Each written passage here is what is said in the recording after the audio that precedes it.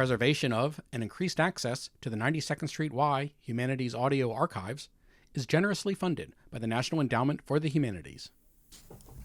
Good evening.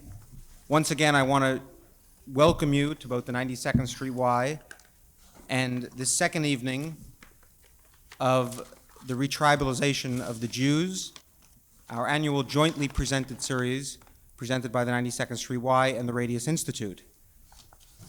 I just want to point out again that we have now begun our Jewish Omnibus Institute's full days with leading scholars, and this coming Sunday, Professor Art Green from the University of Pennsylvania will be here for the entire day from 9:30 to 5 for Extraordinary Institute, which is entitled An Odyssey in Jewish Learning. And it will involve the study of Jewish texts. One can register for these new Jewish Omnibus Institutes in the Education Office. Again, we welcome you again to the Y to introduce this evening's speakers, the director of the Radius Institute, Steve Shaw.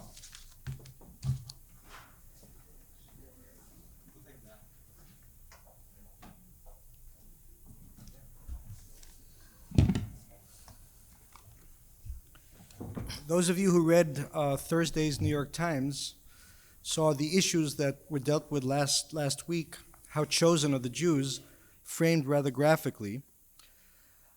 On one level, we were dealing with the theological realities that undergird this entire series, the retribalization of the Jews. The term tribal, or tribalism, retribalization, used deliberately by us, almost provocatively perhaps, to raise certain key issues that form a tension among modern Jews.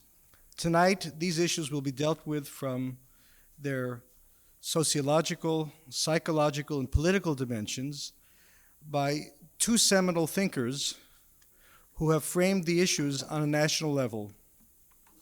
Irving Levine is director of the Institute for Pluralism and Group Identity at the American Jewish Committee and has been a key figure on the national scene in raising issues of ethnicity and social policy and making them issues of awareness for all America.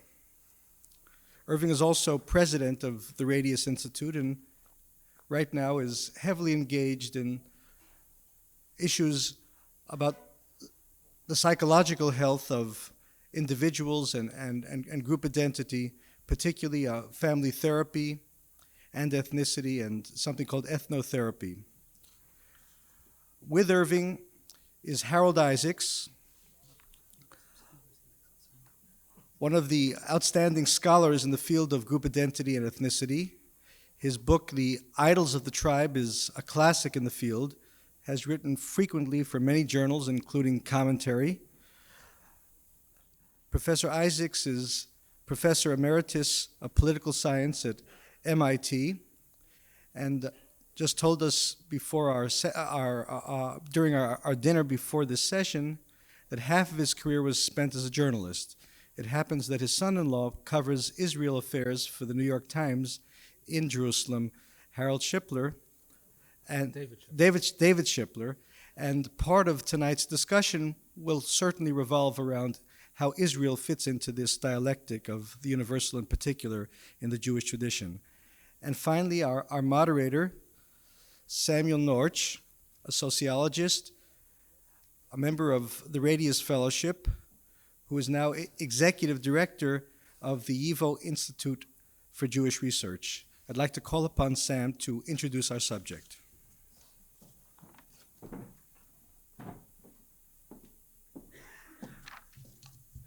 Good evening. Ethnicity is an American translation of a concept whose origin was, appropriately enough, European, the concept of nationality. The concept has lost and gained in the translation. With the passage of a few generations, and in the culturally, politically, and certainly economically more optimistic atmosphere of the Golden Medina, ethnicity has had nuances less ideologically charged and policy implications generally more benign than those of nationality. In either formulation, as nationality or as ethnicity, it has shaken the earth and perhaps still does so. However we define it, and it is important to keep trying to define it, the phenomenon has variously been regarded as good for the Jews and bad for the Jews, if I may be permitted so tribal a consideration. Modern European nationalism was the impetus for the Zionist movement, much as that movement struck an ancient chord in the Jewish people. Indeed, Zionism has been called, aptly I think, Europe's gift to the Jewish people. Bundism and folkism and territorialism belong to the same list. But of course, Europe has not only been kind to the Jews, it has also been the most devastatingly cruel. Nationalism has, lehavdil, in its perverted Nazi form, provided ideological blessing for chorban, for the destruction. Ethnicity, in its American and more recent formulation, has been counterposed to what is often described as the globalizing and leveling effects of modern technology and modern culture.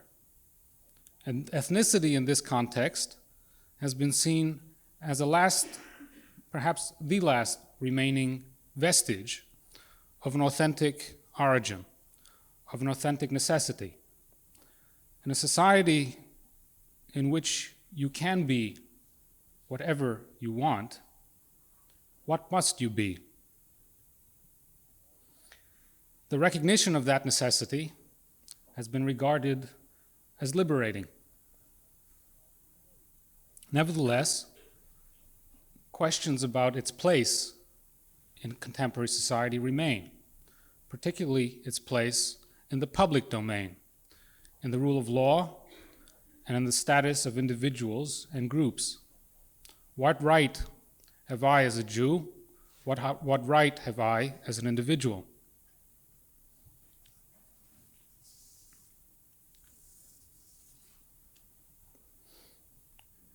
This evening, we're pleased to have a confrontation between two minds who've thrown sparks many times, which have often been illuminating.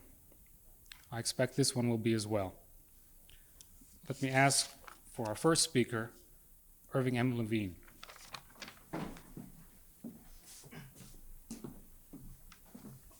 Thank you, Sam. That was a nice introduction of the subject. Subject is limits of ethnicity. One friend of mine said you're going to talk about the fact that we can't tell ethnic jokes anymore. That's what you mean by limits of ethnicity. As a matter of fact, I can't. I have a pact with my Polish-American friends that I will not laugh when a Jew tells me a Polish joke, and he will not laugh when a Pole tells him a Jewish joke. So half the pleasure in the world is gone for me.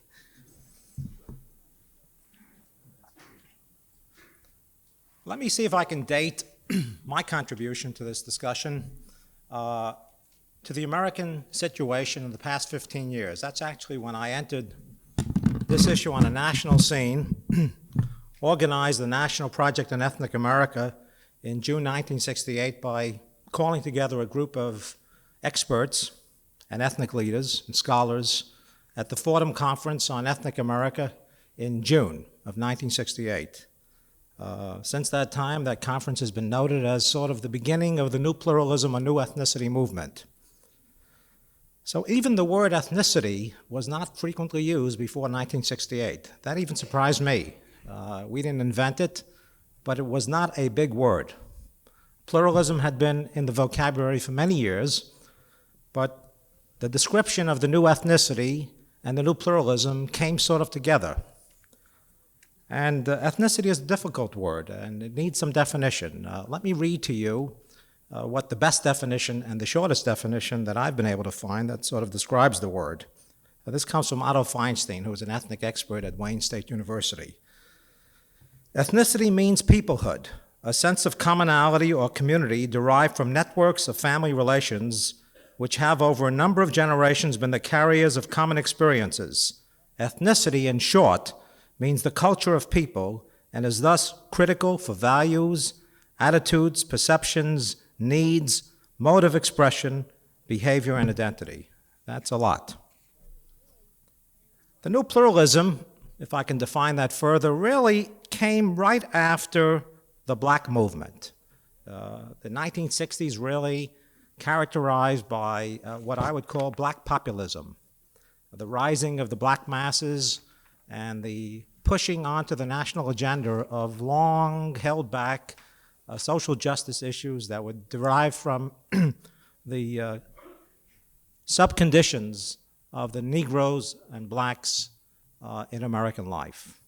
The very fact that Negro turned to black was an indication of a new form of expression, a color expression that was nationalized and put into what became the framework of many group identity movements that characterized both the 60s and the 70s.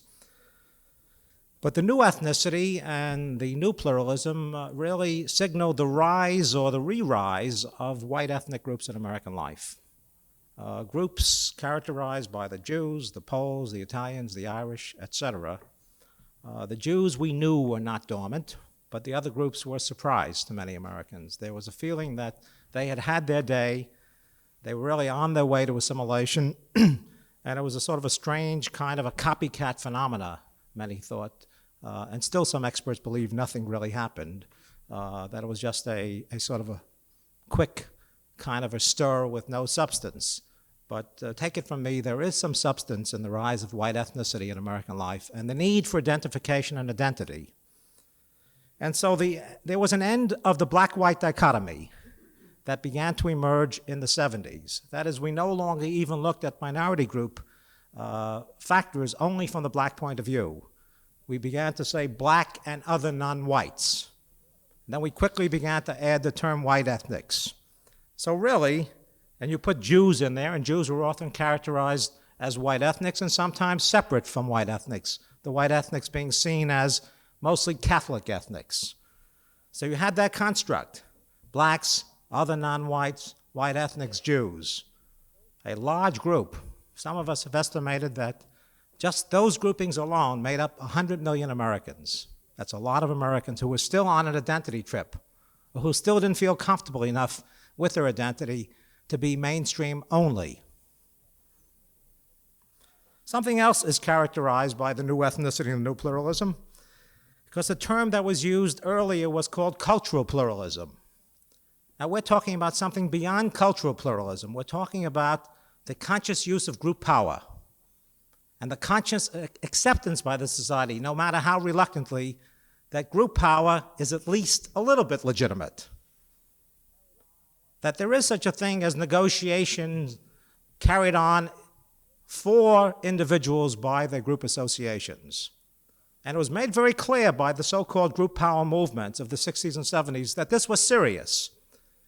It was so serious that the push into the legal arena had characteristics not of protecting individual rights, but going over the line to deal with group rights, which I'll talk about later. But what's happened since 1968? And where are we sort of coming today? First of all, there has been a decline of black influence, something that's quite remarkable when you think back to what seemed to have been happening. It seemed people were emerging, they would take their proper place in American society, but there has actually been a decline. That doesn't mean an absolute decline, but you don't hear very much about the black agenda. It isn't quite articulated the way it once was, and it doesn't seem to be so pressing on our national leaders, even though it is pressing in reality. There was a reemergence of the white ethnics. They were seen as the white working class and alienated group that had to be satisfied, and in some ways, the Reagan phenomena embraced the white ethnics, although did not satisfy them, as we'll see in the next election. We've had a new immigration. As a matter of fact, we've had one of the most remarkable immigrations in American history in the past 15 years. It is the second largest immigration in the history of the United States. It constitutes some 15 million plus individuals, plus because some of it is illegal or undocumented, as we say in the field, and we don't know the numbers. But it's also characterized by probably the most ethnically pluralistic makeup we've ever had. That is, there are more immigrants who are not like other immigrants coming in. Let me tell you what I mean by that. The figures of the last 15 years will show that 3 times as many Hispanics came in as had come in previously, 5 times as many Asians, and 1/2 as many Europeans. So we are getting a population in the United States that is even more ethnically pluralistic than we had at the height of immigration from Europe. And New York City reflects it. New York City reflects it, Los Angeles reflects it, Chicago reflects it, Houston reflects it, Philadelphia reflects it. We're beginning to see a totally familiar pattern develop in our cities of immigrants beginning to move up the ladder and moving differentially. The movement differentially is something that we have to pay attention to because it's a surprising element in terms of immigrant emergence in the United States society. The 1970s saw the rise of the Jews. If the 1960s was the decade of the blacks, the 1970s was the decade of the Jews. We've been so involved in our own affairs that we didn't quite realize what we must look like to others. We're constantly out there, arguing, bickering, making noise, paying attention to our own needs, and asking others to pay attention to our own needs, all of which is legitimate in a pluralistic society, but all of which is also problematic, both to ourselves and others. And there was a giant debate on group rights. The issue of quotas and affirmative action was, in many ways, a classic American debate of ethnic succession. And can you change the rules to empower or to bring a new group to penetrate American society? And how do you do it? And the Jews and the blacks were central figures in that debate, and that is not over yet. What are some of the issues that this 15-year period have brought to us? There are new demographic realities in American life. This is, as I've said, a more pluralistic society than it has been in many, many years. That is, in New York City alone, if you take the borough of Queens, the ethnic diversity of newcomers is sensational. It parallels easily the ethnic diversity of the Lower East Side at the turn of the century, and very few people know that. And we live with it every day. We are seeing ethnic succession struggles in an age of scarcity. We've had that before, but we're seeing ethnic succession struggles in an age of scarcity in a predicted high-tech economy. And that does presage some difficulties and some trouble. We don't really know whether we have an economy that in any way or shape takes notice of people coming into the society and gives them the opportunities that was once a pattern of the American dream. There's almost no preparation for what has gone on. That's why we have this giant immigration debate, a very wild and woolly debate, the outlines of which very few people can make sense of, but it's out there. It's symbolized by illegality, but my God, the numbers of those who are coming, including Jews, are sensational. We have 350 to 400,000 Israelis living in the United States, let alone 50,000 plus or more Russian Jews in the New York area alone. We've got lots of illegal Jews. You know, the illegal argument is not just Mexicans. It's not just wetbacks. It affects our own people. We've had a lot of issues hit us in seriatim without too much discussion. Quotas we discussed. Ethnic studies has become ensconced in many of our universities, including Jewish studies. We are the recipients of a great bonus from the ethnic studies movement. Started sort of as a black protest movement, and now we have some 68 Jewish chairs of higher learning. Not a bad thing to secure Jewish culture, Jewish education, and Jewish intellect. We have a language issue in the United States, which again is complicated. It's called bilingualism, but in fact, we have a larger language issue. We are not competing in world markets. We are not competing in world diplomacy. we are not capable of really of dealing with the myriad population needs we have in social service, for example, where if you are a person who speaks a language that is not understood by medical practitioners, you might die easily in the emergency room. And it's happening. My son is a doctor.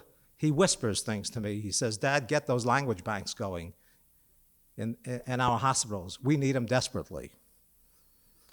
We have a return to overt bigotry, which we don't understand. Overt racism and overt acts of anti-Semitism, mostly teenage vandals. But what is impelling teenagers to take on this kind of behavior as against other antisocial behaviors? We're just beginning to look at it.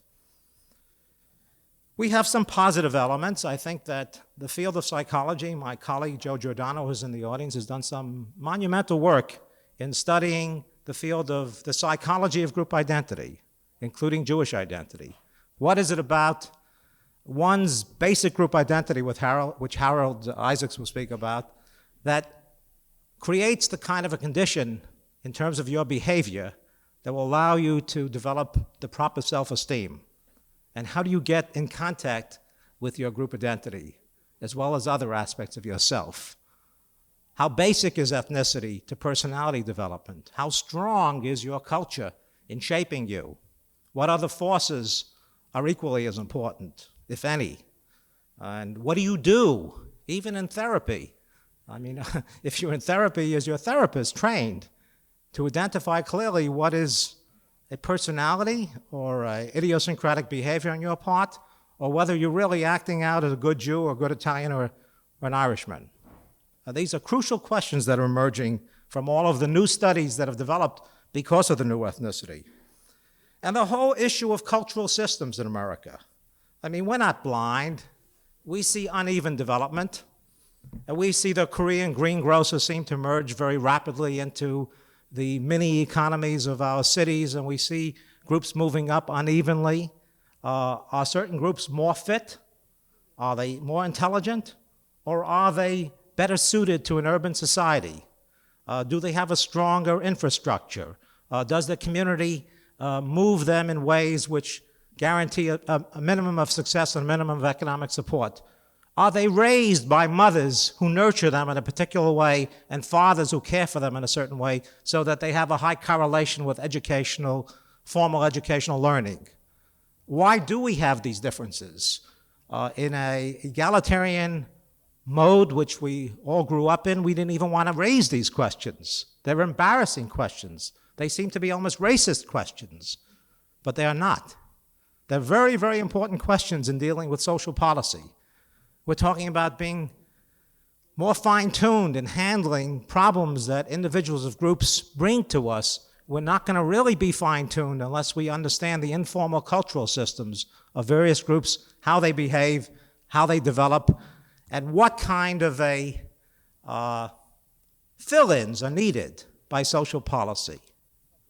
And maybe we've been destroying group integrity by putting the dirty hand of government in places where it doesn't belong. That too is possible. Let me turn a little bit and start to conclude and wind up on the status of the American Jews. In a recent study of the income and education of Jews, again, it was confirmed that of all the ethnic groups in the United States, the Jews have done and are doing better than anybody else. That is, they have higher income, higher education, higher performance in general, and very high status, by the way. Very high status. When you ask the American public, who has done well by America? Who are the good ethnic groups? They answer the English, the Germans, the Jews, and the Irish. The Jews are third. Only 6% of the American public thinks ill of the Jews as a group. That's a surprise to many Jews who are only happy when we tell them how much they're disliked.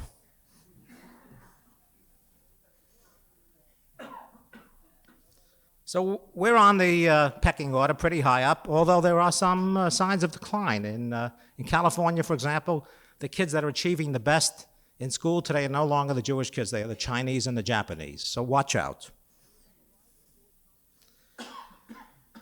We have a rising Jewish consciousness.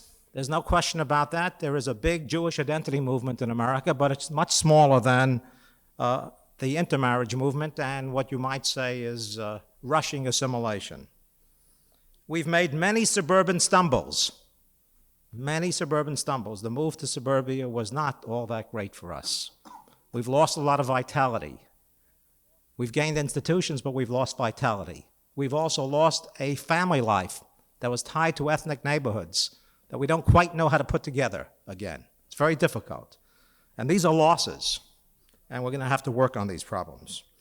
We have a tremendous struggle between the powers of Jewish tradition and what I call Jewish change agentry, sort of a fad and fashion super modernity that affects Jewish communities not only for the first time. So we have a sort of a change agent Jew who's out there in all of the radical chic movements, and we have the emergence of a new kind of a Jew, a preservationist Jew, and they will lock horns as they are today. We have great mobility in the Jewish community. That is, of all the ethnic groups we have studied, except for the WASPs who will go to the moon, the Jews find it not too difficult to follow success wherever it takes them, so that the recipient of all the goodies is the Bell telephone system, which really depends a lot on long-distance calls from Jews. That mobility, by the way, has put Jews in many parts of the country where we never existed before. So you've got Sunbelt Jews, you've got Eastern Jews, you've got Jews all over the country in small pockets, but increasingly influential pockets. Let me just show you how that works. A few years ago, doing some studies at the American Jewish Committee, nobody caught the significance of the small-town Jew or the suburban Jew in terms of political influence and power. We all assumed as the Jews moved out of New York and Philadelphia and Chicago, we would dilute Jewish congressional power. Well, you know today that we have a record number of Jews in Congress and a record number of Jews in the Senate. And how did that happen? All of our studies indicate that if you're a suburbanite and you're going to pick WASP, Jew, Irish, Catholic, Italian, Pole, whoever, the Jew looks pretty good in that context. He looks good in Omaha or Nebraska, he looks good in Iowa, maybe because he doesn't look too Jewish sometimes. But we also have another phenomenon. We have a phenomenon of ethnically associated Jewish communal Jews getting elected in the most gosh-awful places in the United States. And many of them are no longer just behind-the-scenes operators, but they are out there running for office almost like, you know, the highly assimilated upper-class WASPs. And they often look that way, too. They're getting taller. My kids are all 6 feet tall, and they look like anchormen and candidates.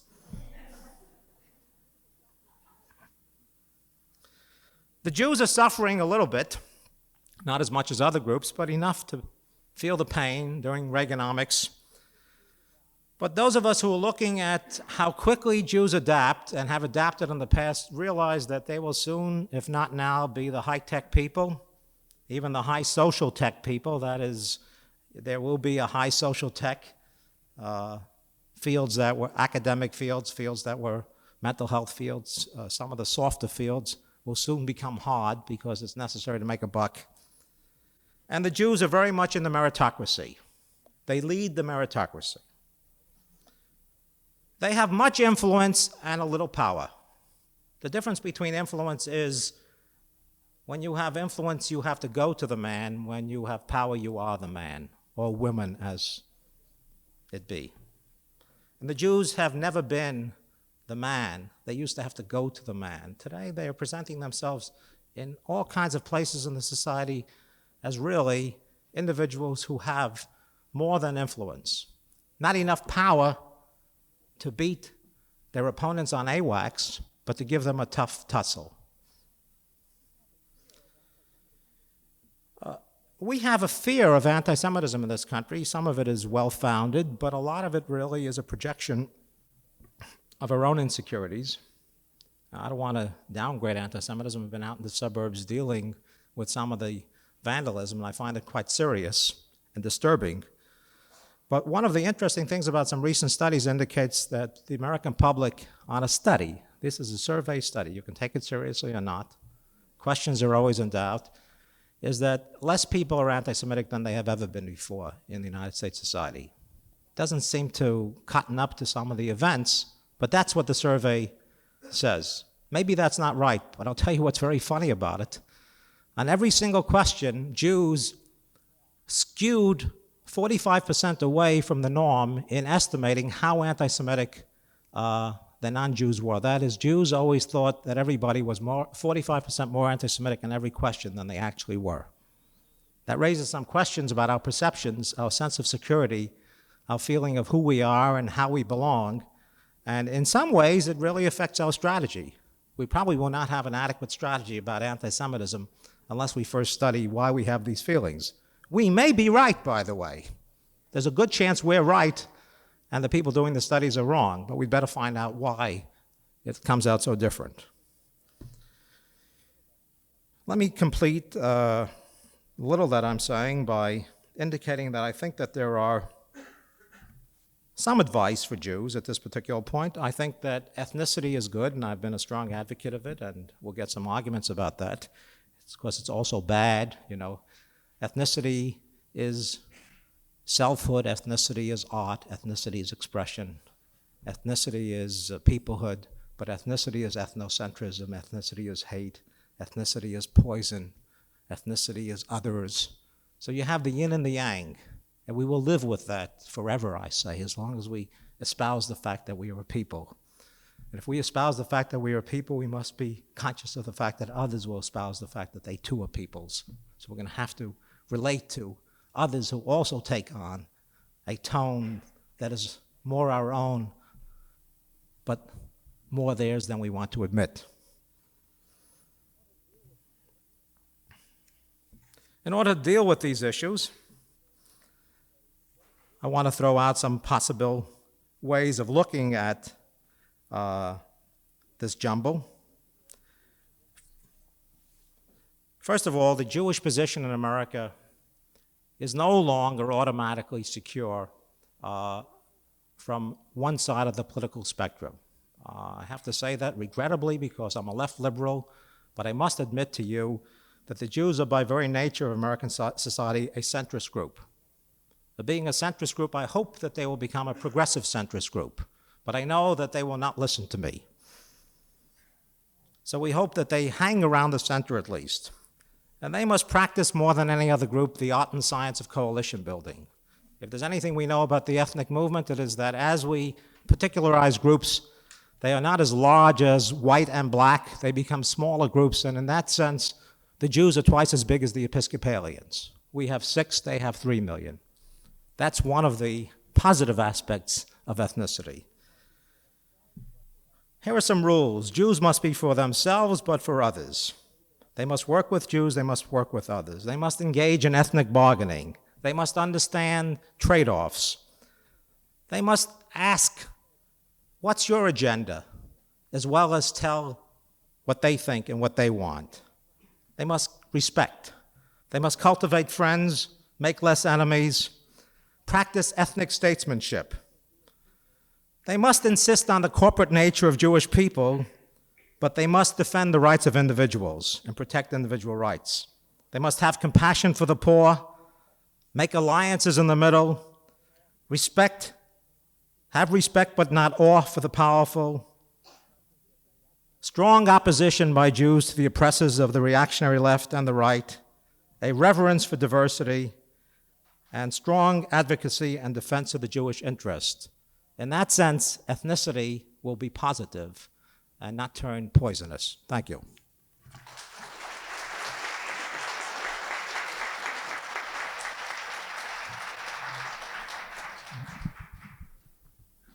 Professor Harold Isaacs.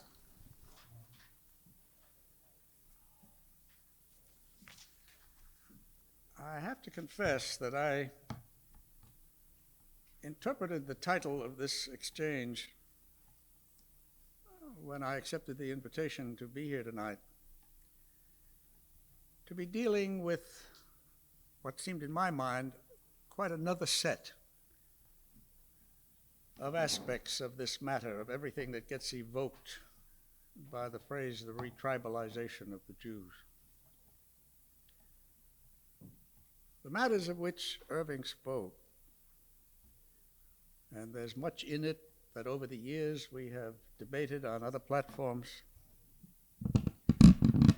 much about it, even including the use of terms that I would challenge, and some of the concepts, like the corporate identity of ethnic groups in the American society, I do consider a major danger to the health and vitality of the American society as it might develop.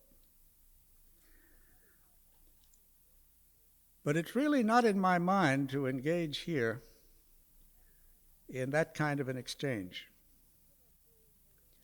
because I think there's another whole layer of considerations that I cannot help but assume are in your minds at this time about what it is to be a Jew in the world and in America at this time, and what are the dilemmas, what are the questions, what are the choices that come to us at this juncture of things that I want to talk about. If I can, I'll work my way back to the scene that Irving has painted for us, although I may paint it in somewhat different colors, or at least with different accents and lights and shadows. But in the meantime, I want to deal with this problem of group identity, first in the Lodge, and then in some of its current, most pressing Jewish aspects. Now, I must begin with a brief autobiographical reference, something about which one would normally be diffident.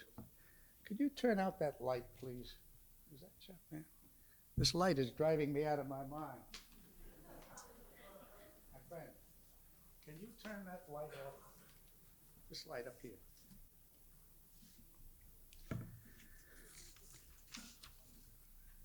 One would be diffident and even apologetic,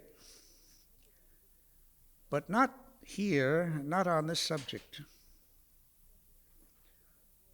because this is a subject which is unavoidably autobiographical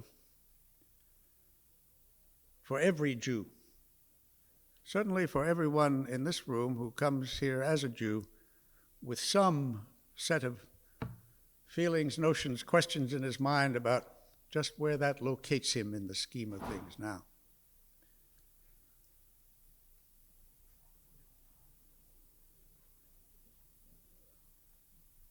When I was a small boy, 8 years old, and that's 64 years ago, only a few blocks north of this place, in a classroom at a school called the Uptown Talmud Torah, reading the book of Samuel in a class that we then called a class in Tanakh. We came on a passage, and one reason for dealing with these matters specifically is because they're so compellingly relevant to what I think must be among our most pressing concerns. This was the passage in Samuel in which Samuel conveyed God's command to the newly anointed King Saul, saying, "Now go slay Amalek and utterly destroy all that they have, and spare them not, but slay both man and woman, infant and suckling, ox and sheep, camel and ass." The class reading went on, but my eye ran back over that sentence and held there at God's command to Saul. I already knew as a small boy that men killed men in war,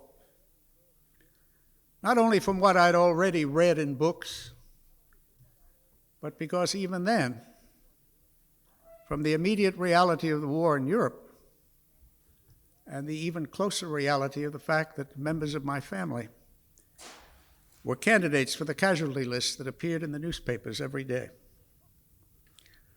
And I had read of the atrocities in that war, which were atrocities for the most part because women and children were the victims.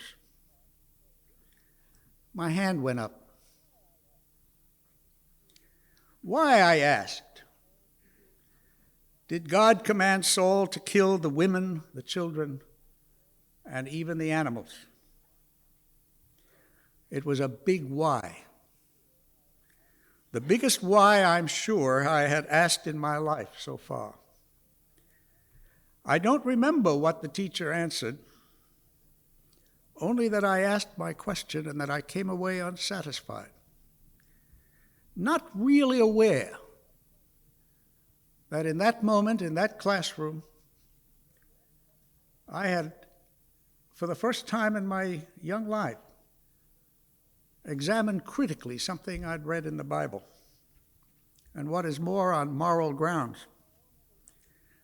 It was the beginning of my own evolution in matters of belief, the beginning of my education, and in a very real sense, the beginning of my whole life, much of which I've spent trying to understand a little bit better about the nature of group identity and political change, especially where it intersects with violence. Now, a few pages back in that same book of Samuel, there was another passage which didn't stop me at all when I was 8 years old, but which I had occasion to come back to just about 10 years ago when I was working on some of this material, and was struck with the full force of all its layers of meaning, especially its current ones. This was the passage in Samuel 1, telling how the elders of Israel came one day to Samuel and asked him, quote, "To make us a king, we will have a king over us, that we also may be like all the nations." Close quote. Speaking for God, and out of an awareness of the dangers and corruptions of power, Samuel tried to dissuade the elders. He warned them that a king would take their sons to be his horsemen and to run before his chariots, that he would take his daughters to labor for him, take their fields and vineyards, and ye shall be his servants. Samuel warned them, "And ye shall cry out in that day because of your king which ye shall have chosen you. And the Lord will not hear you in that day."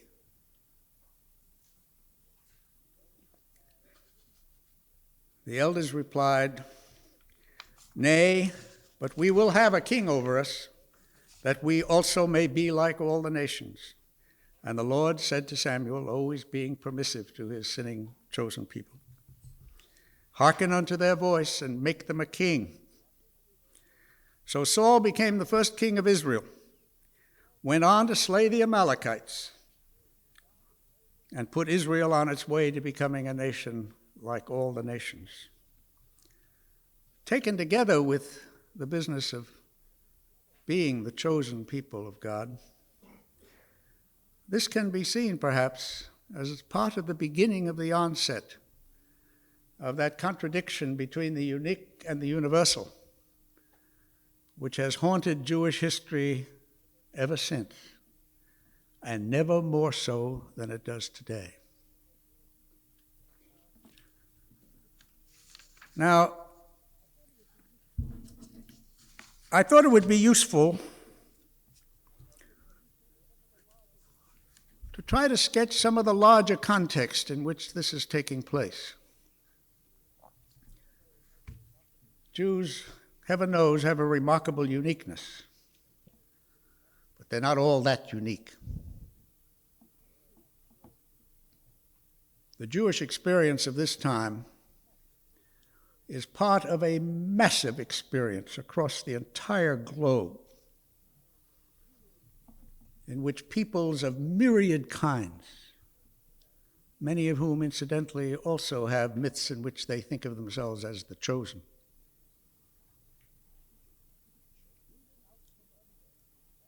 Are moving out from under, have been moving out from under varieties of power systems that had ruled over them previously, coming together convulsively in search of some new measure of reassertion, some new way of existing that will give them a better sense of belongingness and self-esteem. And this happening because of the massive breakdown and collapse of all the power systems that had more or less been ruling the world in great chunks and ruling hundreds and hundreds, if not thousands of kinds of people in agglomerations of power. And in a succession of the wars and revolutions of this century, all those power systems fell. And all the states and territories and peoples that lay under their power were left in a kind of a centrifuge, cast out into space in search of some new kind of orbit of their own in which they could move and exist. After the First World War, with the breakup of the Habsburg and Ottoman and Hohenzollern empires, we had the breakup of the states of Europe. After the Second World War, we had the far more global, far more extensive breakup of the Western empires in Asia and Africa, out of which there have been formed since 1945 something upwards of 100 new states. And by far, almost all of these new states are themselves made up of populations which number among them tens, dozens, scores, in some cases hundreds of different kinds of peoples, all of whom aspire to some kind of assertion of themselves. And in this vacuum of power created by these vast and fearful circumstances, lunging for turf, lunging for the ability somehow to regain not only some power over their own lives, but to enclose themselves in their own walls where they could begin to feel something resembling safety and security, both physical and emotional, if such a thing were to be had.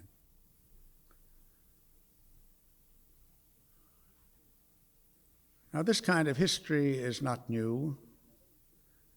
In one form or another, it's been the history of man ever since Saul slew his Amalekites. Only never has it been so global, never has it been so convulsive, so extensive, and this chapter of this history is by far the bloodiest in history. If we only begin from the Nazi Holocaust, which had to be perhaps the single largest ethnic massacre in history. But beginning from 1945 to 1967, somebody who labored to tote up the figures as he could find them, seeking some totals of what he called ethnic cultural fatalities, in clashes between peoples that were trying to assert this lunge for turf and for being, came to just under 8 million. Since 1967, surely this number has more than doubled. 2 million alone in Biafra, 500,000 in Bangladesh, where light-skinned Muslim West Pakistanis slaughtered dark-skinned Bengali Muslim Pakistanis in the collision that resulted in the creation of another new state, Bangladesh. And I would quote to you something from a distinguished Israeli historian, the late Jacob Talmon, who, writing back in the early to middle 60s, said in a book of essays which was called The Unique and the Universal, "It is still too early to say whether the return of the Jews to Zion will mean more than the establishment of another little state among the dozens of new states which have come into existence in the 20th century." Now, what is in play here among all is the phenomenon of group identity. This is a subject in general, as you might have gathered from some of Irving's remarks, in which definition of terms is in utter chaos. The whole scholarly world somehow has managed to evade its responsibility to be precise about what they're talking about when they speak of the clans, tribes, nations, peoples even, of mankind and womankind. And in an effort to try to see if it was possible to get a little clearer about this, I took a look at this phenomenon of group identity to see what it was composed of. And I came up with the elements, many of which appear in many of the definitions that have turned up in this or that source, but which seemed to me, from looking at a whole series of peoples that I went out and looked at, were the critical ones.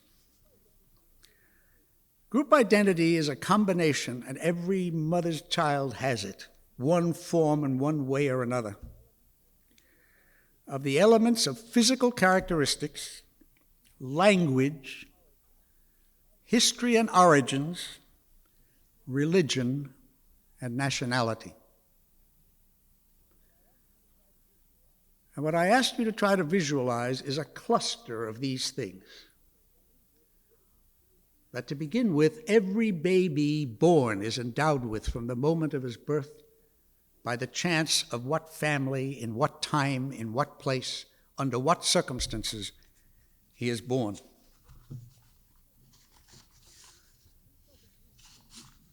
This doesn't mean that, by any manner of means, that this is sculpted in stone. On the contrary, it's a live thing, like the organs of the body that grows in response to stimulus, nourishment, starvation, what you will. And these elements rearrange themselves, especially in times as convulsive as ours, so that different things move in different accents and emphases at different times to the center and heart of the way in which each person deals with this aspect of his uniqueness.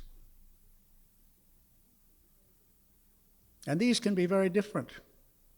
For American blacks, physical characteristics, the blackness, can be the core center of his problems of his group identity.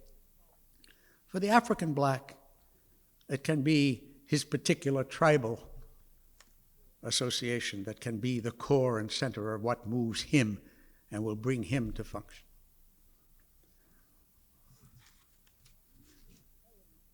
These elements are subject to all kinds of conditions, but principal among these conditions are the political conditions, namely the degree of power or powerlessness that the group into which the person is born exists.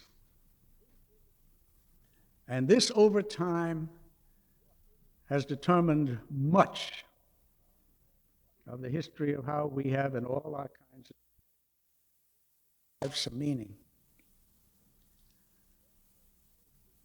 Also carry with them, inescapably, what has to be called the we-they syndrome.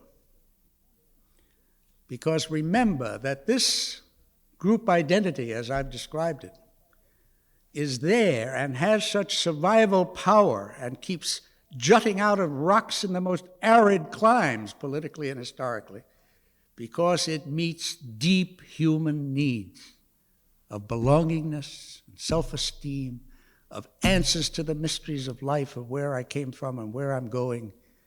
And when these are shaped by one people, and examine the creation stories and the lore of people after people on earth, confronted with that of the other, for the most part, the issues of right and wrong, of truth and untruth, end up in varieties of mutual avoidance, suspicion, hostility, hate, violence, and not at all seldom slaughter. If group identities of peoples have provided most of our life-enhancing qualities, they've also provided most of the gore in human history.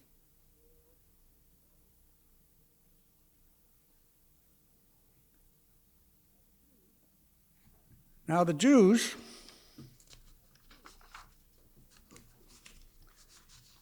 as Shakespeare said, have eyes and see, laugh when they're tickled, die when they're poisoned, and like everybody else, they have a group identity made up of exactly these same elements. And to be sure, the uniqueness of the Jewish story is a remarkable uniqueness set alongside all the other uniquenesses that fill the human experience. Jews today are the heirs of 4,000 years of history. They certainly qualify in their last 2,000 years for becoming surely one of the longest enduring endangered human species that there's ever been. And out of this comes a whole complex of things. Now, when we go back to Saul, that was 3,000 years ago when Saul became king and slew his Amalekites. Those ancient Jews who began then trying to become a nation like every other nation managed to sustain the kingdom of Israel for just about 250 years. And the kingdom of Judea lasted for about another 200 years after that. And then most of the 2,000 plus years that followed, the Jews were scattered over the world, flung out to the margins of all other societies, victimized and persecuted, slain, ultimately slain in the ultimate slaughter of our own civilized century.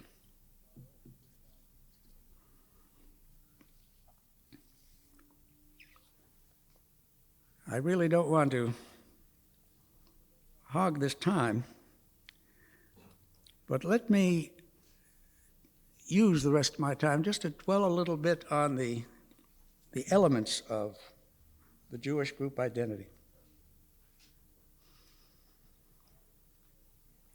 And how these elements and this experience has now come full circle for us in Israel, with one path of evolution unfolding before the nation become like all other nations. And then the particular and unique experience of Jews who happened to make their lives in the last 3, 4, 5 generations in America.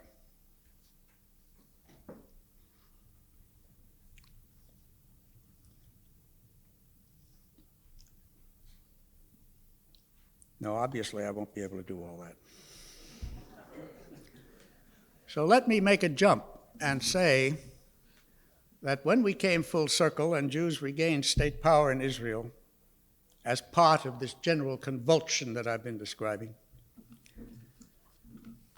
the interesting thing was that as Jews came and carried on the enormously complicated, difficult, and embattled task of trying to maintain themselves and survive in their little piece of territory, one of the greatest underlying questions was who and what is a Jew? And do you know there is no clear answer to that question. Ben-Gurion even established a commission back in 1958 of distinguished scholars and others to try to come up with an answer, and they couldn't do it. There have been some fascinating court cases before the Supreme Court of Israel trying to make findings on who and what was a Jew, and they haven't been able to do it. And Jews among themselves surely can't agree about who and what is a Jew, especially if you take the place of the concepts held as the answer to that question by the Orthodox Jewish establishment of Israel and all the other infinite varieties of Jews as they have come to be over this long period of time. If we take the elements quickly of group identity, the physical characteristics of Jews, of course, if they ever were uniform, have long since disappeared. Stand on a street in Tel Aviv and you'll see Jews from all the 100 countries. I'll try to win. No, it's hopeless. I'm sorry, I could have gauged my time better. But I did want to make the point that if our theme is retribalization, how do we understand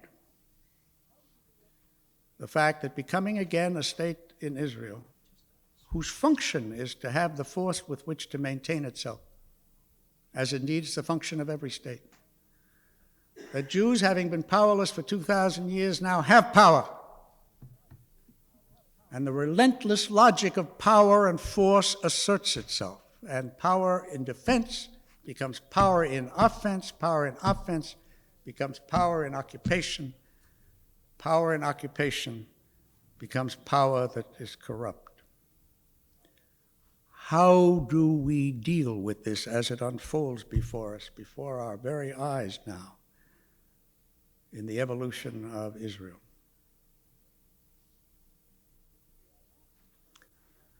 If we are not a nation like all other nations, then what are we? What is it that's different? If we are a nation like all other nations,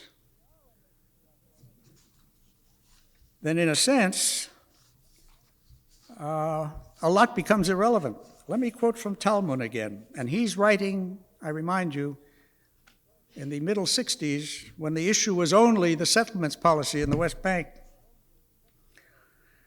In our situation today, in contrast to what generations have considered our unique gift to humanity, the idea of the rule of spirit rather than the rule of force, we are using that rule of force. We now are using the rule of force to implement our historic rights. Rights that in their present interpretation are holy neither to Gentiles nor to most Jews. Without the foundation that is represented by the writings of our prophets, we are nothing but a peculiar band of tribes that have given nothing to humanity except a lot of trouble, and that is now asking to expand at the expense of another people and to support this other people to its own security needs as well as to its self-interest.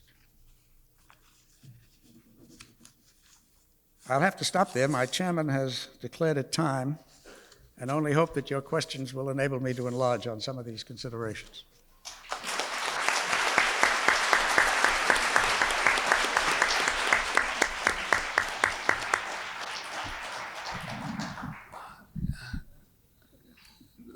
Let me endorse Professor Isaac's hope, and in fact do more. Let me give both of our panelists an opportunity to say another word, perhaps in response to one another. Irving Levine. Harold, I have a question for you. If group identity is a prime characteristic of the natural history of mankind and womankind, how in any way can we deny it?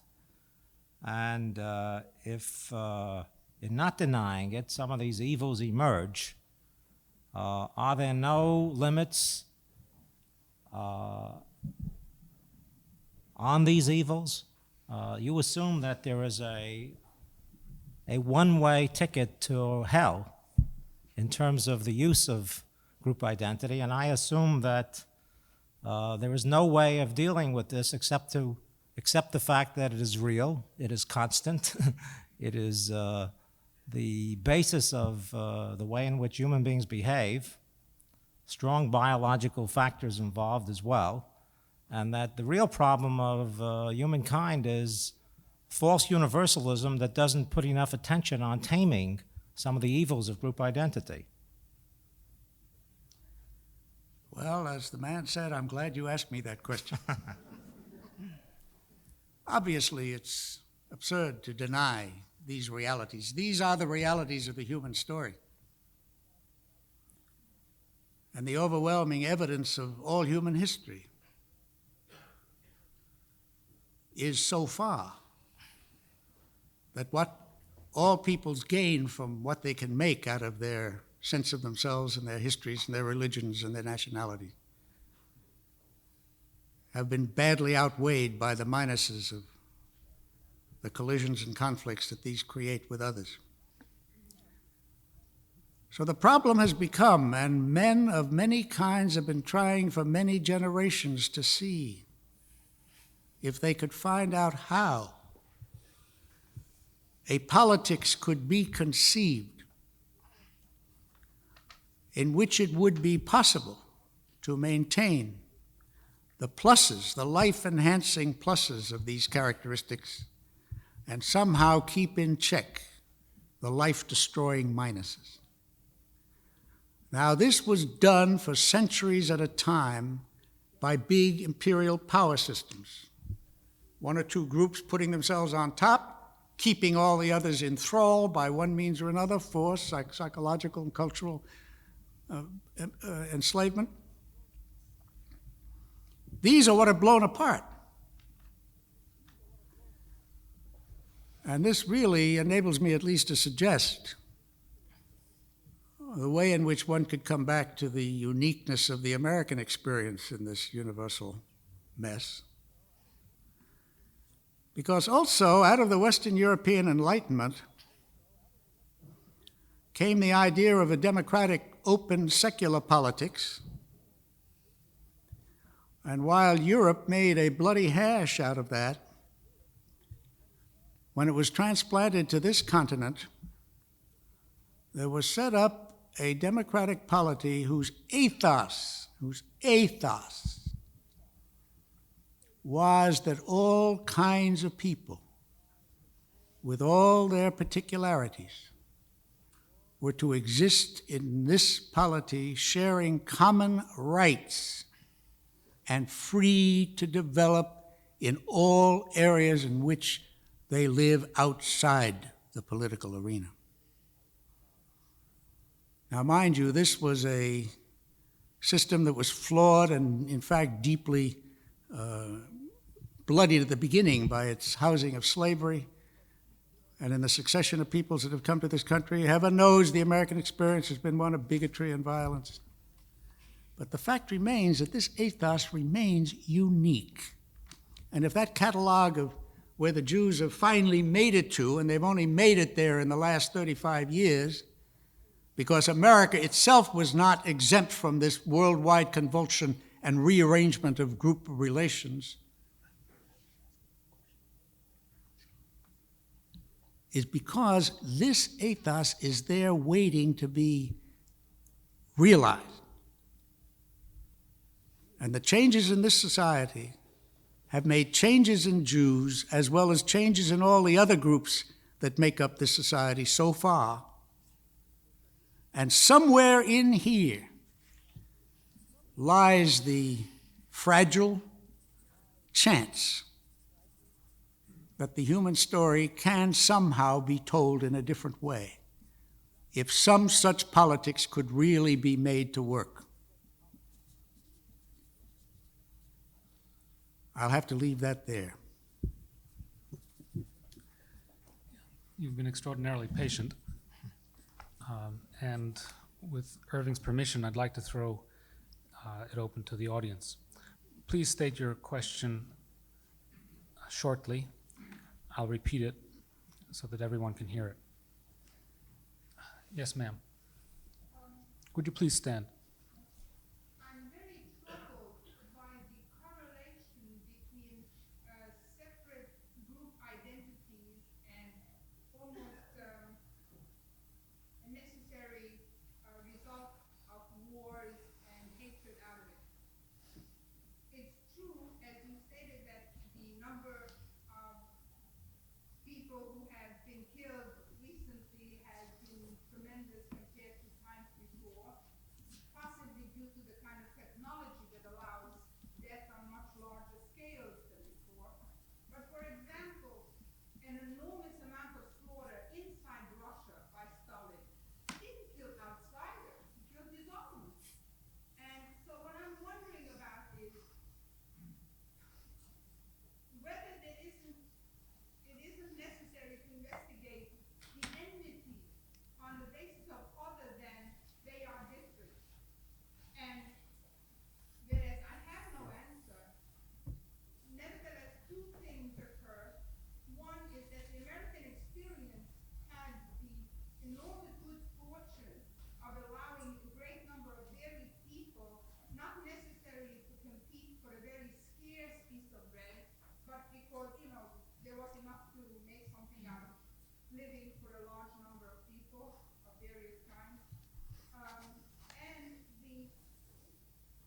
at least I remember one particular story about a tribe that had lived in such scarcity that eventually they got around to practicing a lot of infanticide. And that certainly wasn't because of others.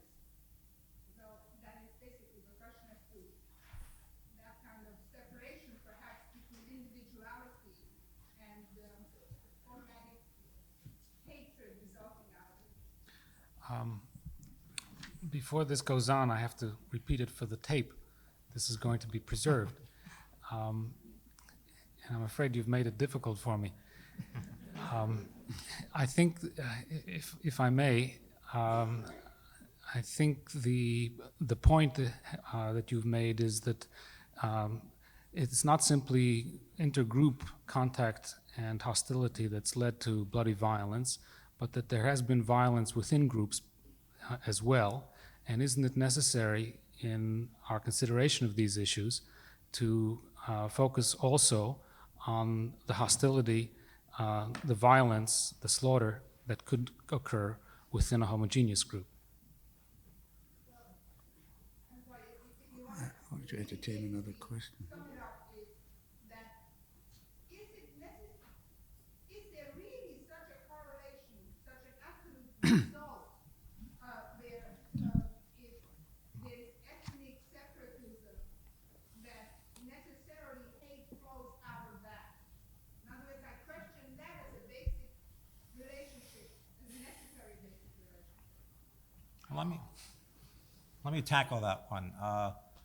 You have to take the United States as a unique model. We're not a plural society, we're a pluralistic society, and there's a difference. We don't have enforced enclaves where people must live in certain places. We've had segregation, that's true. But that was not the official code of the country in general. It was the code of the South.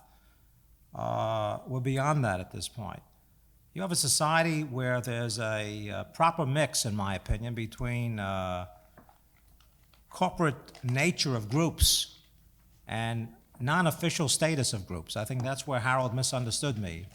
I am not an advocate of official status of ethnic groups in the United States. I am an advocate of the capacity for the community to bargain and negotiate for individuals who are members of that group. There's quite a difference. I don't advocate group rights. I advocate individual rights. If there's any reason why the United States, with all of its ethnic and religious variety, has not been a prescription for a massacre, it is because we do put individual rights as the primary rights, and we allow groups occasionally, we haven't always, to negotiate for those individual rights. That doesn't mean there will not be conflict. There will always be conflict. There will be less massacres, in my opinion, in a pluralistic society than a plural society, and I think we've proven it. There's no perfect society, but there is a good intermixture in this society between group identity and common culture. And that's a good dialectic. And the question really is, at what time in history do groups feel unhappy? Women feel unhappy. Blacks feel unhappy. Jews feel unhappy. They feel unhappy when the common culture or the common society does not seem to be paying enough attention to their special needs, which are authentic. And they go on a group identity politicized trip for a while. If they stay in that posture for too long, they usually isolate themselves. They only win when they build coalitions. They only win when they create alliances. They only win when they come back into the common culture. But they come back into the common culture not with a false universalism, an abstract universalism. They come back into the common culture with a feminist issue that they universalize. And that's not unique to the United States, but pretty special to the United States. Yes, sir, in the back.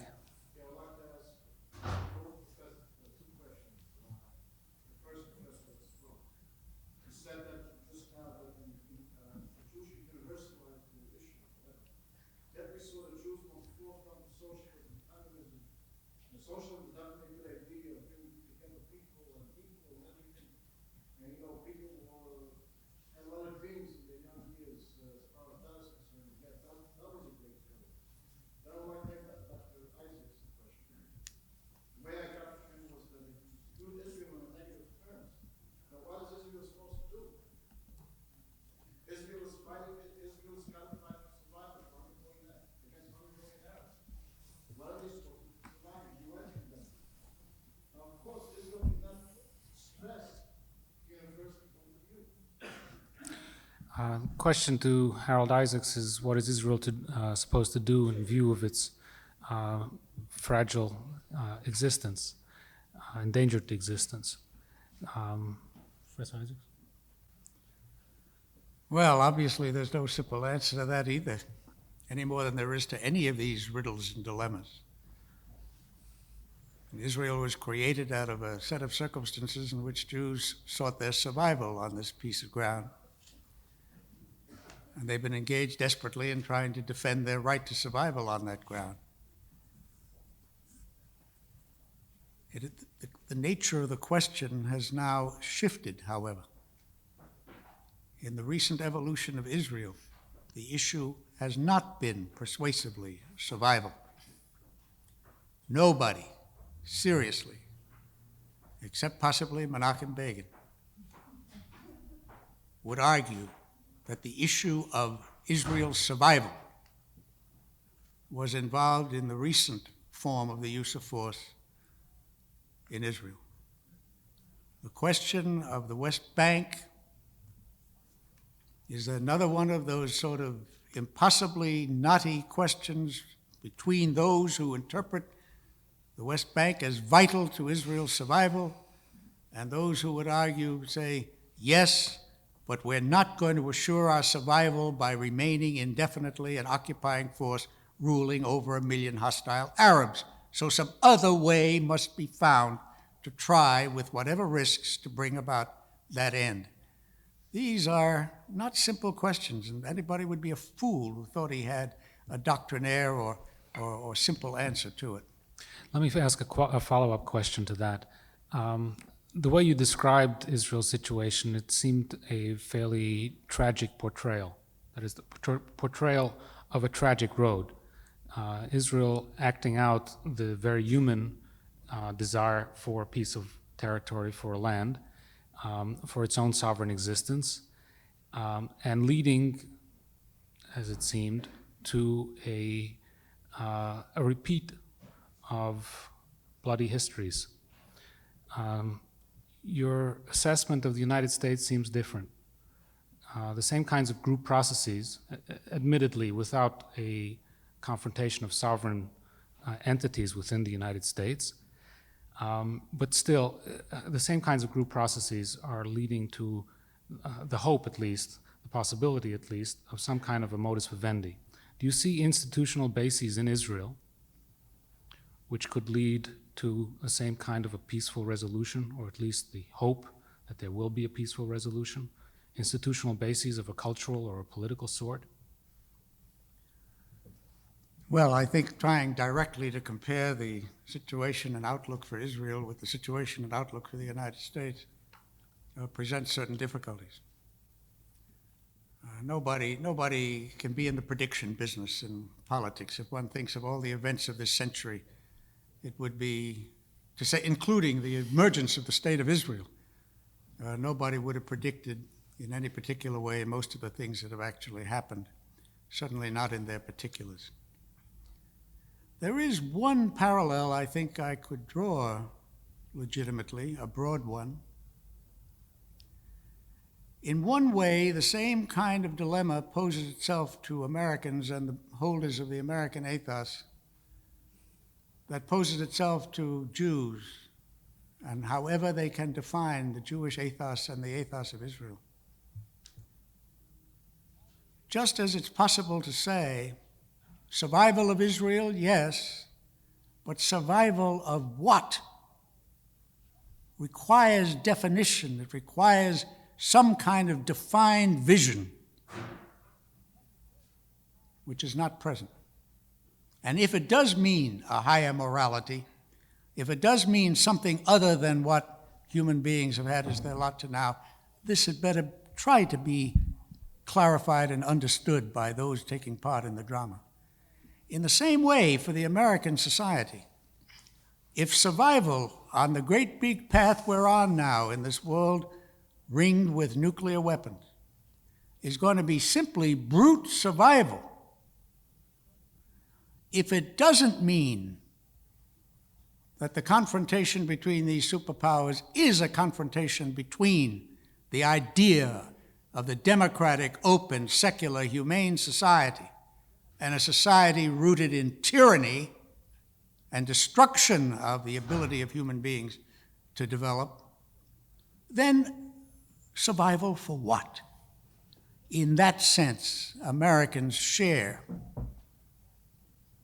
a kind of dilemma with Jews.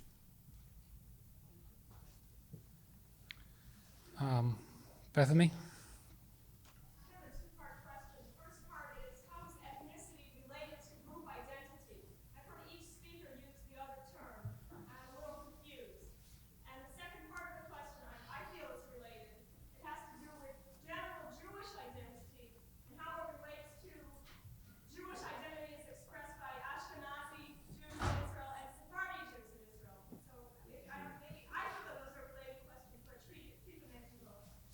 The question is to distinguish between ethnicity and group identity and the distinctions between Ashkenazic and Sephardic group identity in Israel.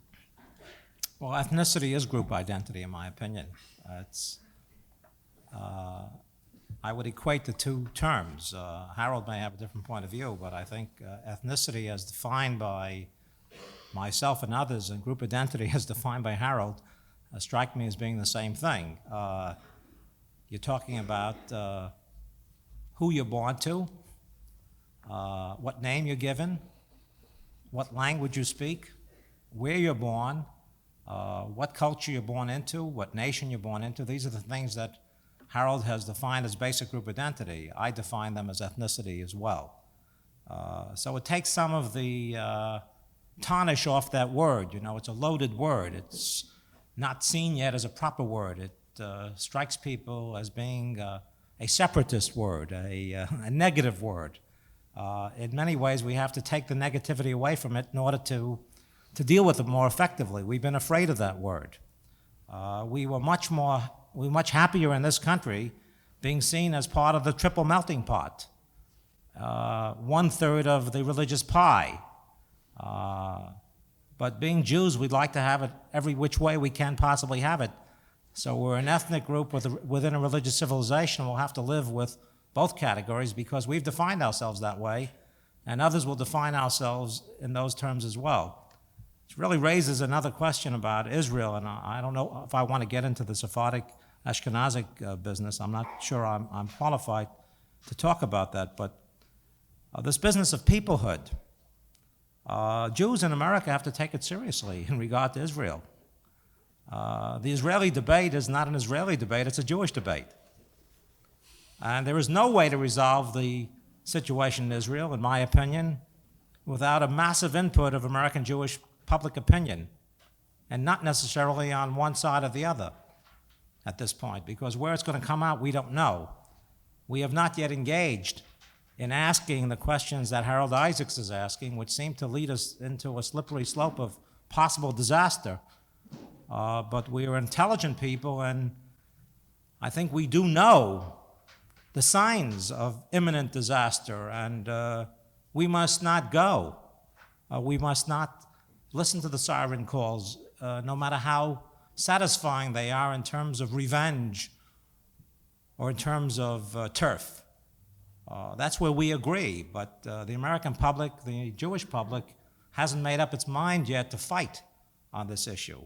A good Jewish struggle, a highly politicized, even divisive struggle, believe it or not, at this point in Jewish history, might not be a disaster.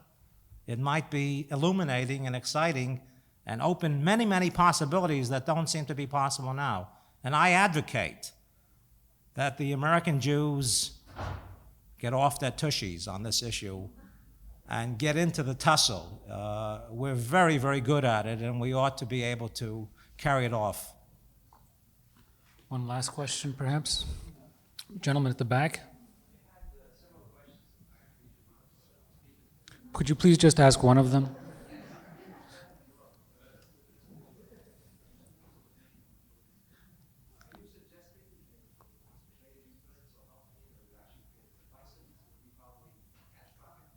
Well, you see, all debate is divisive. It's a question of whether it's constructive. And we're terrified of even that word divisive. Notice I use it purposely because I knew it would strike terror into our hearts. All debate is divisive. Well, maybe.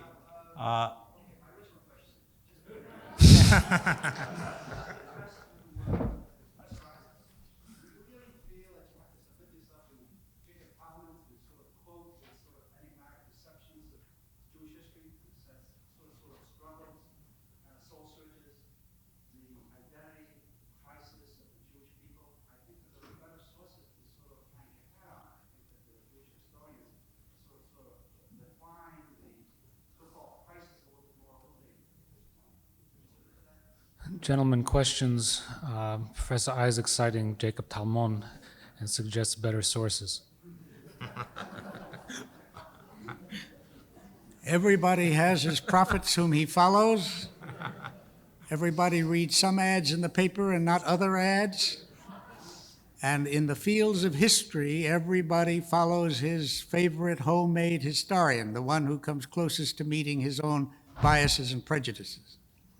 Jacob Talmon, who's primarily a history of 19th century Europe, became one of the most luminous figures on the Israeli academic and intellectual scene, is certainly one of the most distinguished products of this century in these fields of scholarship.